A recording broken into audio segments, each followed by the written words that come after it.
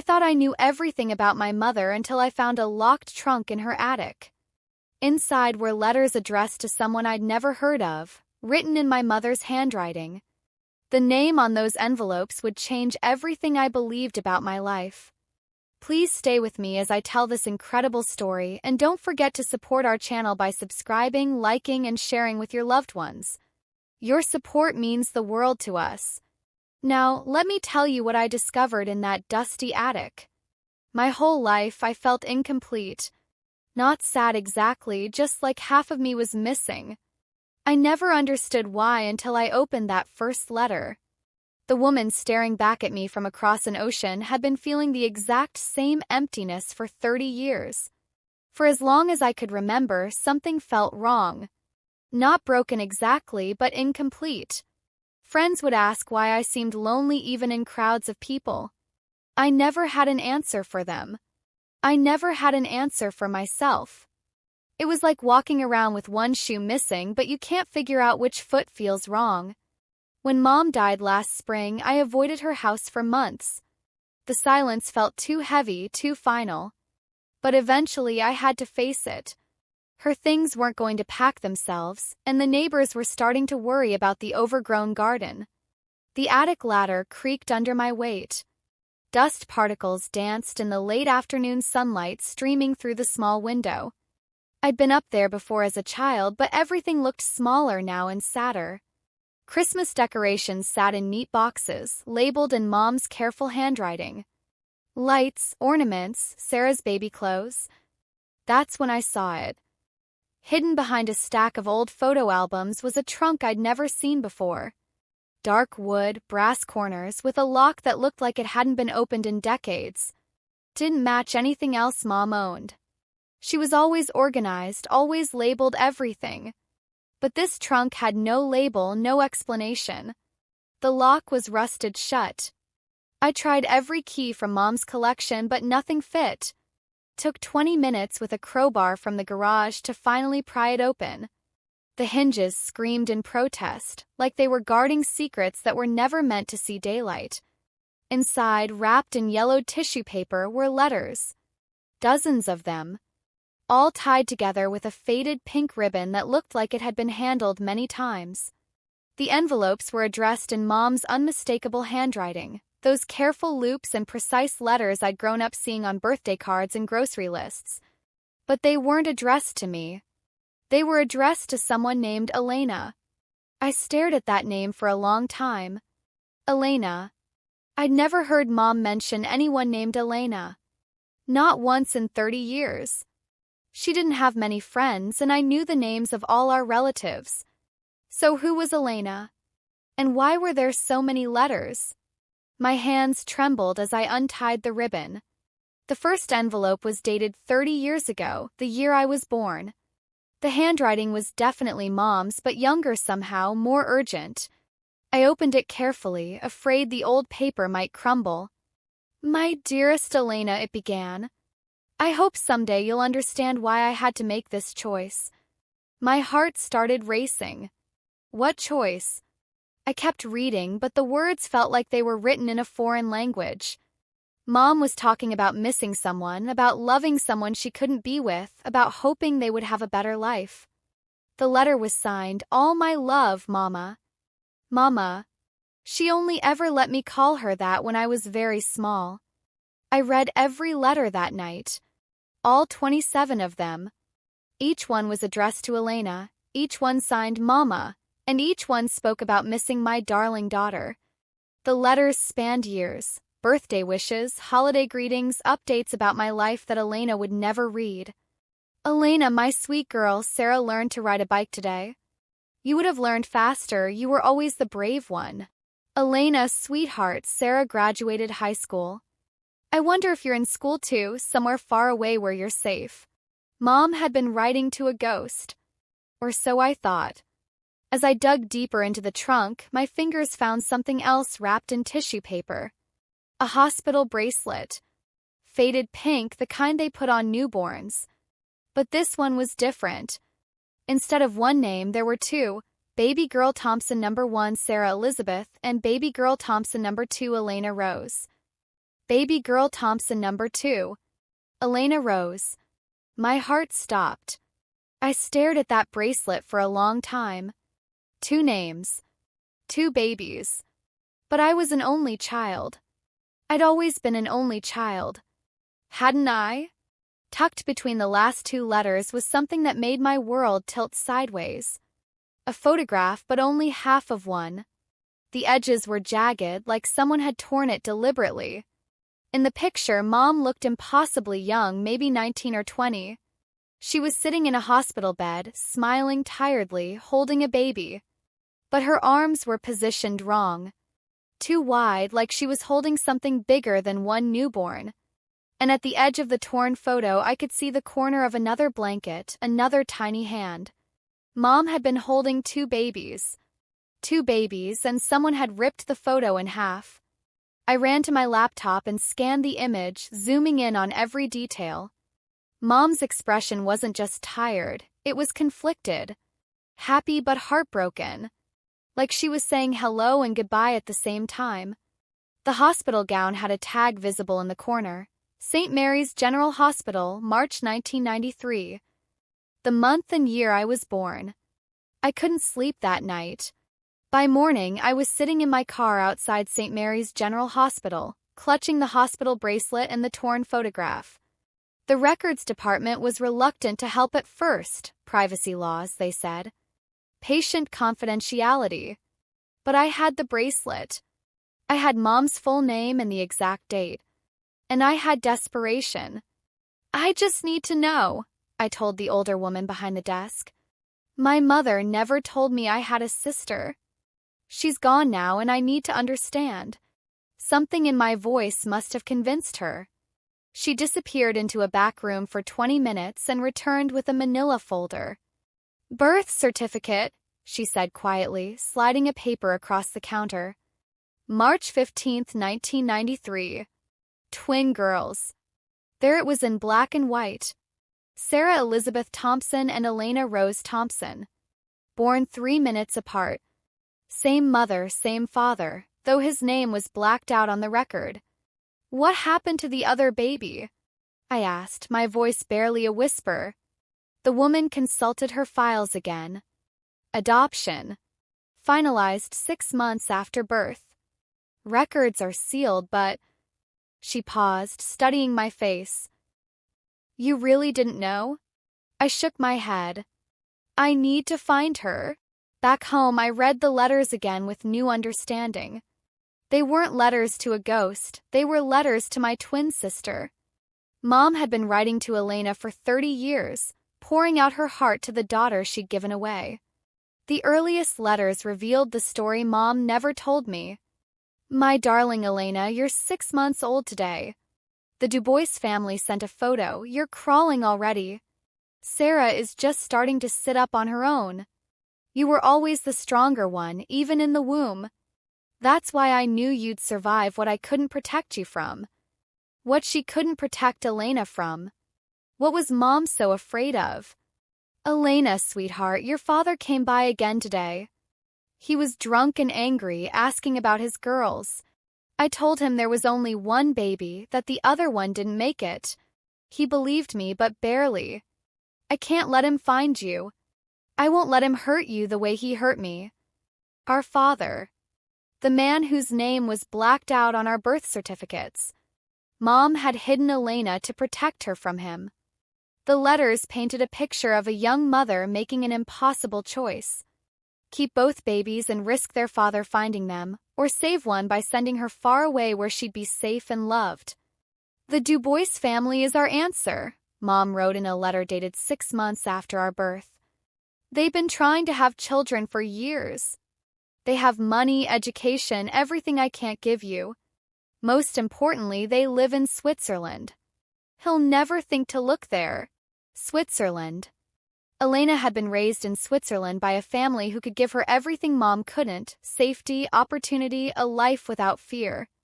But why keep it secret from me? Why let me grow up thinking I was alone? The answer came in a letter written on my 18th birthday.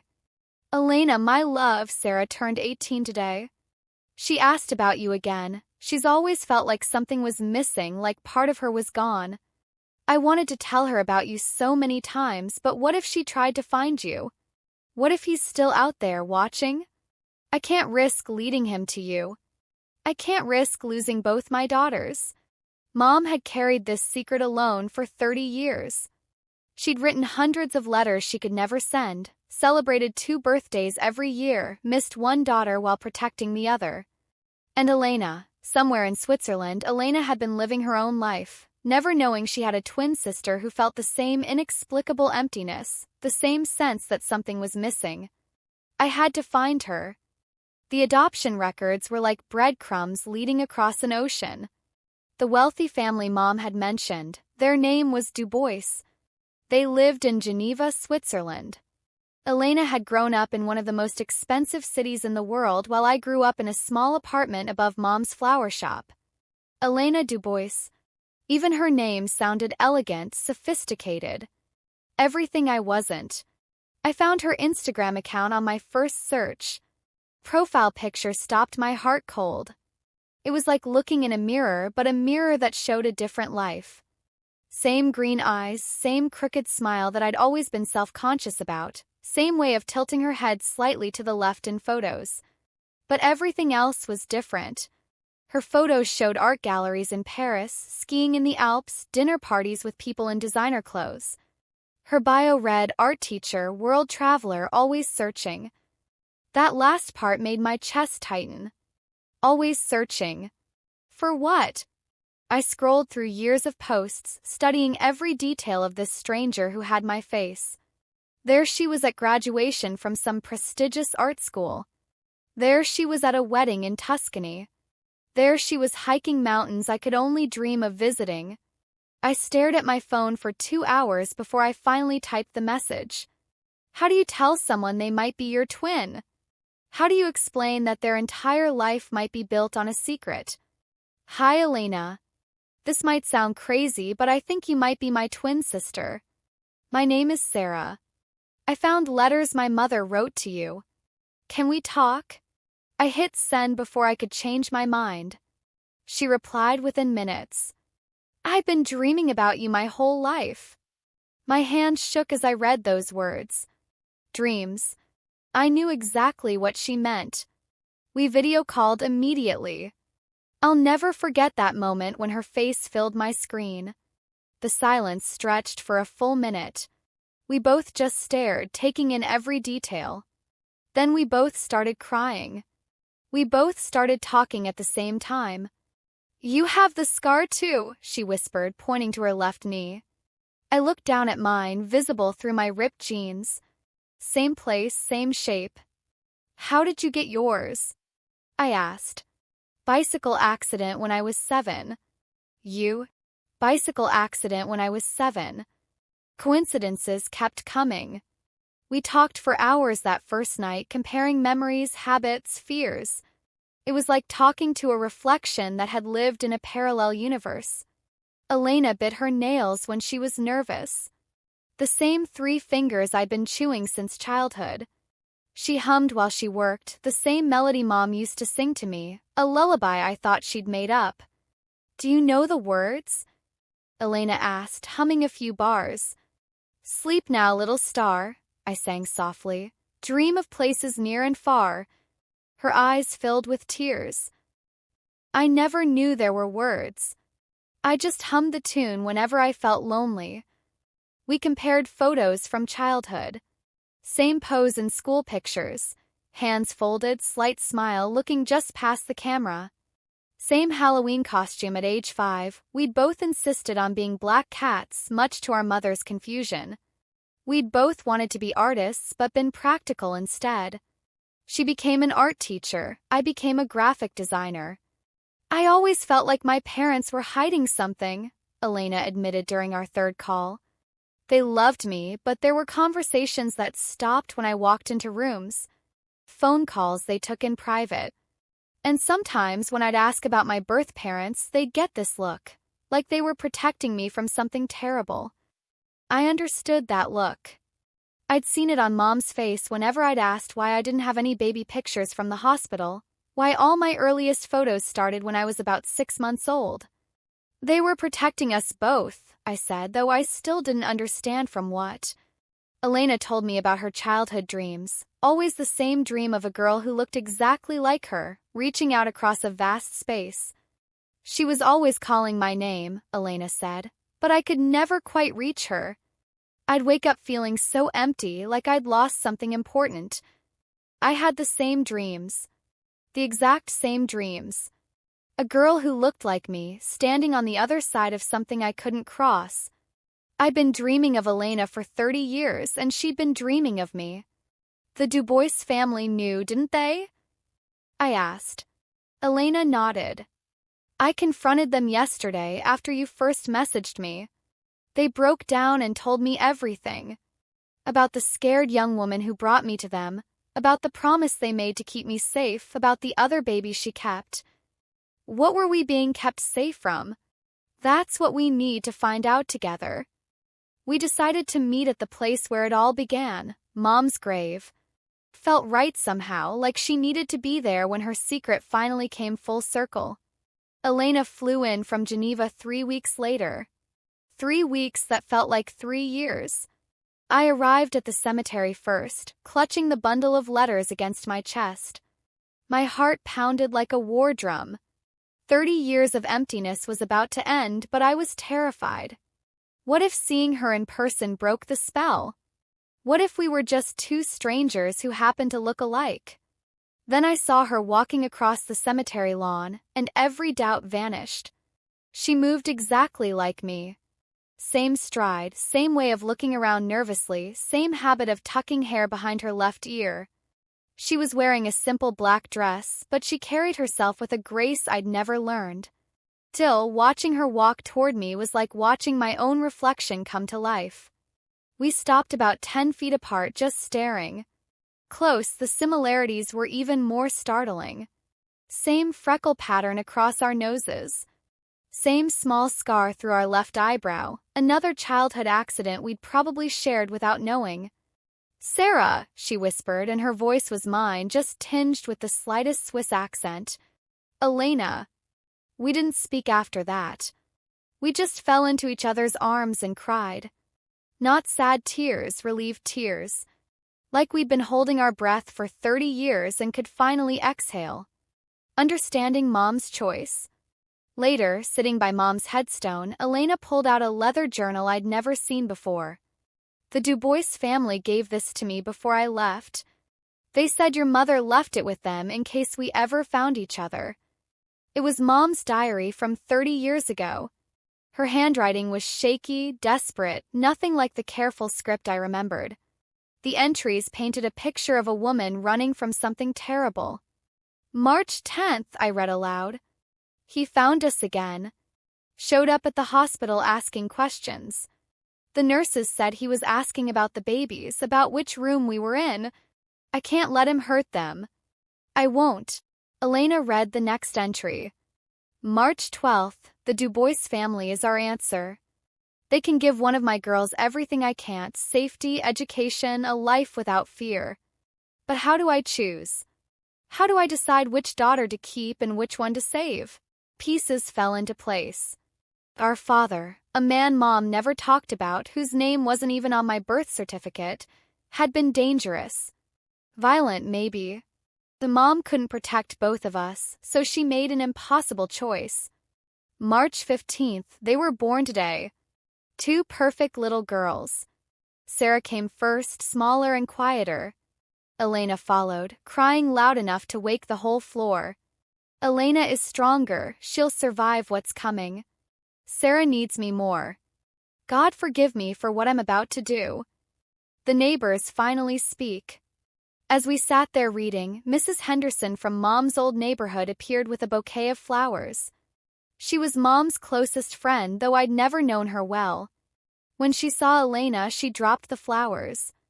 "Dear Lord," she whispered, looking back and forth between us. I always wondered if this day would come. She sat down on the grass beside us, her old hands shaking. "Your mother swore me to secrecy, but she's gone now, and you deserve to know the truth." Mrs. Henderson told us about the night Mom came home from the hospital with only one baby. About the mysterious phone calls that made Mom cry. About the man who showed up at the house a few months later, drunk and violent, looking for his children. She called the police, but he was gone by the time they arrived. That's when she knew she'd made the right choice. "Mrs. H," she told me, "I saved them both the only way I knew how." The dreams we shared. Elena and I spent hours at that cemetery, comparing memories, filling in the blanks of each other's lives. The dreams we'd shared made sense now. We'd been calling to each other across an ocean, twin souls trying to find their way back together. "I used to draw pictures of the girl in my dreams," Elena said, showing me photos on her phone. They were sketches of me at different ages, me as a child, a teenager, a young woman. She'd been documenting my face without ever seeing it. "I kept a journal of the dreams," I told her. "Every single one." The girl was always reaching for me, but there was always something between us, water or glass or just empty space I couldn't cross. "We were trying to find each other," Elena said simply. Even as babies, we knew something was missing. Mom's final message. The last entry in Mom's diary was dated just 2 months before she died. Her handwriting was weak, but determined. "If you're reading this, my girls have found each other. Sarah, my sweet, sensitive girl, you were never incomplete. You were just missing your other half. Elena, my strong, beautiful daughter, I pray the Dubois family loved you the way you deserved. I made the hardest choice any mother could make, but I'd make it again. I saved you both the only way I knew how. Love each other. Forgive me. And know that not a single day passed that I didn't think about both my daughters." We cried reading those words, but they weren't tears of sadness. They were tears of understanding. Mom hadn't abandoned Elena. She'd sacrificed her own heart to keep us both safe. She'd spent 30 years loving 2 daughters, but only being able to hold one. "She loved us both," Elena whispered, touching Mom's headstone. "She saved us both," I added. And in that moment, sitting in that quiet cemetery with the sister I never knew I had, the emptiness I'd carried my whole life finally disappeared. I was whole. We both were. The emptiness I'd felt my whole life finally made sense. I wasn't broken or incomplete, I was just missing my other half. Elena and I weren't just sisters reunited. We were 2 pieces of the same soul finally finding each other again. 6 months later, Elena made the decision to move to the States.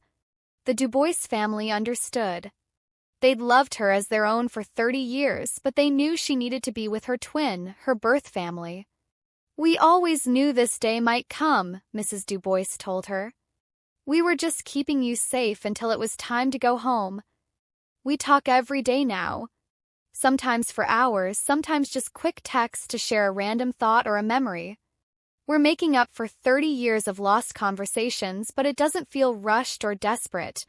Feels natural, like we're picking up a conversation that was simply paused for a while." Elena moved into an apartment just 10 minutes from mine. We work together now. She teaches art classes while I handle the graphic design for her studio. Our styles complement each other perfectly. She creates with bold, confident strokes while I refine the details. Twin souls, different strengths. Looking back, the signs were always there. The way I'd feel inexplicably sad on Elena's birthday in Switzerland, not knowing it was my birthday too. The way she'd always request the same lullaby whenever she felt homesick, not knowing it was the song our mother used to sing. The way we both chose careers in art, both ended up specializing in design, both had the same favorite color, a specific shade of sage green that most people couldn't even distinguish from regular green. We both kept journals growing up. When we compared them, the entries were eerie. On the same days, we'd write about feeling lonely in crowds. On the same nights, we'd have the same strange dreams. When I broke my wrist at age 12, Elena wrote about her left arm aching for no reason. When she had her wisdom teeth removed at 19, I spent 3 days with an unexplained toothache. "We were connected the whole time," Elena said one evening as we sat in her apartment, surrounded by boxes she was still unpacking. Distance didn't matter. Oceans didn't matter. We were always linked.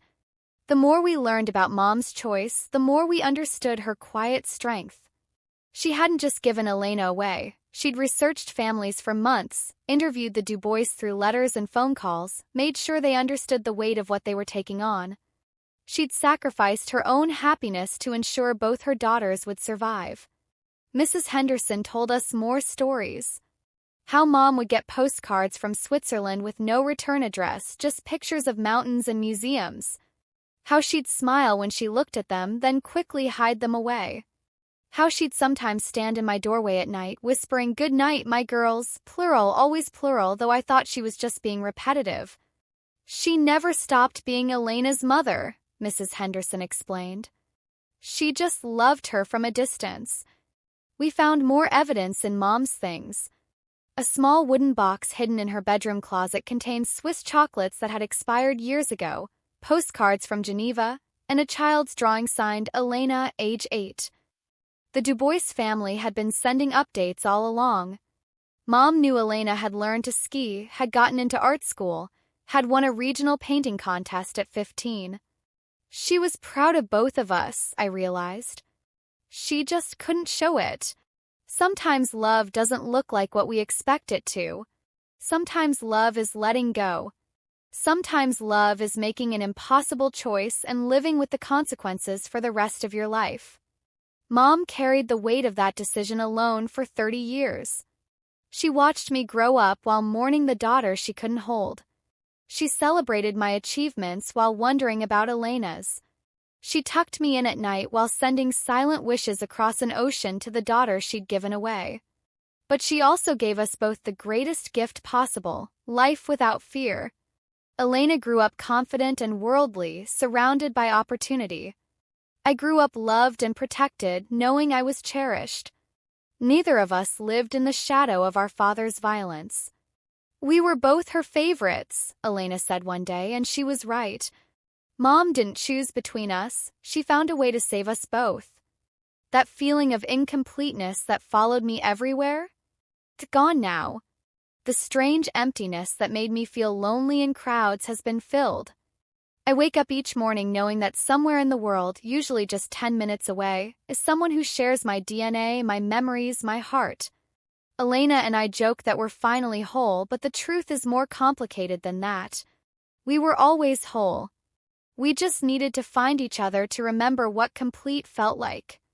Last month, we visited Mom's grave together for the second time.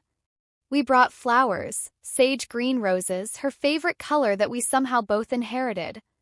We told her about Elena's new apartment, about our business plans, about how we've been teaching each other the songs we learned growing up. "Thank you," we whispered together. "Thank you for saving us both." The wind picked up as we spoke, rustling the leaves in the oak tree above her headstone. For just a moment, it sounded like laughter, soft, gentle, and infinitely proud. That emptiness I carried for 30 years wasn't a flaw in my design. It was a compass, always pointing me toward the missing piece of my heart. And that missing piece? She was out there the whole time, feeling the same pull, searching for the same thing. Sometimes what feels like loss is actually love in its most difficult form. And sometimes the person you've been looking for your whole life has been looking for you too.